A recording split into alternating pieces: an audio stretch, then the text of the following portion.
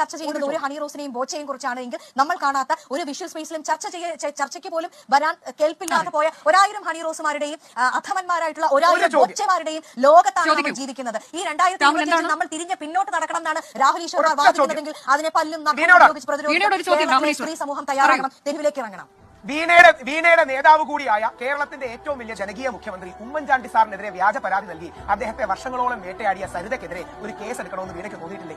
നിവിൻ പോളിക്കെതിരെ വ്യാജ പരാതിയാണെന്ന് പറഞ്ഞ ആ പെൺകുട്ടിക്കെതിരെ കേസ് എടുക്കണമെന്ന് ഒരു ഫെമിനിസ്റ്റെങ്കിലും പറഞ്ഞു കേട്ടിട്ടുണ്ടോ? എൽദോസ് കുന്നപ്പള്ളി എന്ന കോൺഗ്രസിൽ തന്നെയുള്ള പ്രഗത്ഭനായ സാമാജികനെ ആ എൽദോസിനെ സപ്പോർട്ട് ചെയ്യാൻ എപ്പോഴെങ്കിലും വീണയ്ക്ക് തോന്നിയിട്ടുണ്ടോ? ഞങ്ങൾ ആണുങ്ങൾ എന്താ രണ്ടാനുമ പെറ്റുണ്ടായതാണോ? ഞങ്ങൾക്ക് ഈ നാട്ടിൽ അവകാശമില്ലേ? ഞങ്ങൾക്കെതിരെ ഒരു വ്യാജ കേസ് വന്നാൽ നിങ്ങൾ ഏതെങ്കിലും സ്ത്രീപക്ഷവാദികൾ ഞങ്ങളെ സപ്പോർട്ട് ചെയ്തിട്ടുണ്ടോ? കോടതി അനുകൂലിച്ചാലെങ്കിലും ഉമ്മൻചാണ്ടി സാറിനെങ്കിലും ആ നീതി കിട്ടിയിട്ടുണ്ടോ? ആ മനുഷ്യൻ, അതായത് ജാതിഭേദം, അതാ രാഷ്ട്രീയ കേരളം കണ്ട ഏറ്റവും വലിയ മുഖ്യമന്ത്രിക്ക് നേരെ പോലും അത്ര വലിയ വേട്ടയാടൽ നടന്നിട്ട് ഏതെങ്കിലും ഒരു സ്ത്രീപക്ഷവാദികൾ ഉമ്മൻചാണ്ടിയെ സപ്പോർട്ട് ചെയ്തു? എന്താ കാര്യം? ഇവിടെ ആണുങ്ങളെ ആർക്കും വേണ്ട. ഞങ്ങളുടെ പുറത്ത് കുതിര കയറുന്നതാണ് ഇവിടെ പുരോഗമനം. പുരുഷ വിരോധമാണ് പുരോഗമനം എന്ന് തെറ്റിദ്ധരിക്കുന്ന ഈ ലിബറൽ ഫെമിനിസ്റ്റ് വാദഗതിയാണ് അപകടം. റൈറ്റ് കൺസർവേറ്റീവ് പറയുന്നത് നമുക്ക് സമത്വം വേണം, നമ്മുടെ ഇടയിൽ സൗഹാർദ്ദം വേണം. ആലോചിക്കുക, ഉമ്മൻചാണ്ടി സാറിന് നീതി കൊടുക്കാൻ കഴിയാത്ത ഈ നാട്ടിൽ സാധാരണക്കാർക്ക് നീതി കിട്ടുമെന്ന് നമുക്ക് കരുതാൻ കഴിയുമോ? ഒരു സ്ത്രീയായ സരിത, തെറ്റുകാരിയായ സരിത വ്യാജ പരാതി കൊടുത്ത ഒരു പരാതി എടുക്കണമെന്ന് പറയാൻ